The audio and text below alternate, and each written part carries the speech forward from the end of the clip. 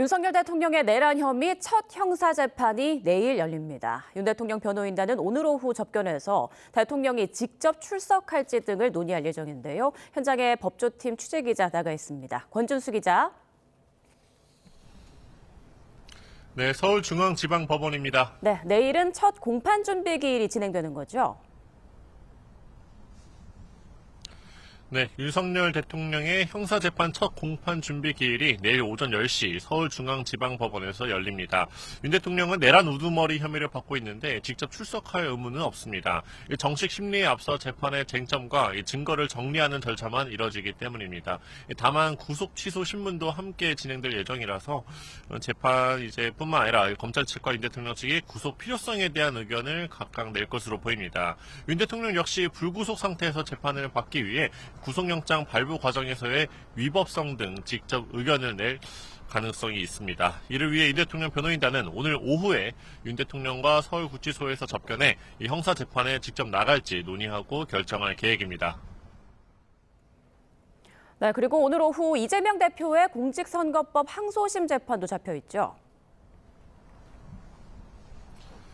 네, 오늘 오후 2시 공직선거법 위반 혐의를 받는 이재명 더불어민주당 대표의 항소심 4차 공판이 진행됩니다. 이번 공판에서는 증인 신문과 증거 조사가 진행될 예정인데요. 이 대표도 직접 출석할 계획입니다. 통상 재판 10분 전쯤에 법원에 도착하는 모습이었습니다. 이 대표는 민주당 대선 후보였던 지난 2011년 대장동 사업 핵심 실무자인 고 김문기 씨를 몰랐다 이렇게 발언한 허위로 발언한 혐의로 재판에 넘겨졌는데요. 지난해 11월 15일 1심에서 의원직 상실형인 징역 1년에 집행유예 2년을 선고받았습니다. 재판부는 오는 26일 그러니까 일주일 뒤에 양형 증인으로 채택된 한양대 겸임교수 정준희 씨를 신문한 뒤 검찰 구형이 이뤄지는 결심 공판을 진행할 계획인데요. 다음 달 중순까지 재판부가 새 사건을 배당하지 말아달라 요청하는 등 속도를 내는 모습인데 선거사범 재판의 경우 1심은 6개월, 2심과 3심은 각각 3개월 안에 선고를 마쳐야 해서 다음 달 안에 결론이 나올 가능성이 큽니다. 네, 문재인 정부 시절에 논란이 됐던 탈북어민 강제 북송 사건은 오늘 결론이 난다고요? 네, 지난 2019년 탈북어민 강제 북송 사건의 1심 결과가 기소 2년 만에 나옵니다. 서울중앙지방법원은 오후 2시에 정의용 전 청와대 국가안보실장 등 문재인 정부 안보라인 인사 4명에 대한 선고 기일을 진행하는데요.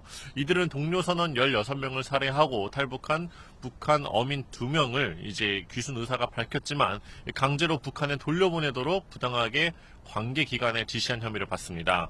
검찰은 정 전 실장 등이 북한을 정상국가로 존중한다는 의지를 표명하기 위해 범행을 저지른 것으로 의심하고 있는데요. 정 전 실장과 서훈 전 국가정보원장에게 징역 5년, 노영민 전 대통령 비서실장에게 징역 4년, 김현철 전 통일부 장관은 징역 3년을 구형했습니다. 선고 내용은 오후에 나오는 대로 다시 전해드리도록 하겠습니다. 지금까지 서울중앙지방법원에서 YTN 권유수입니다.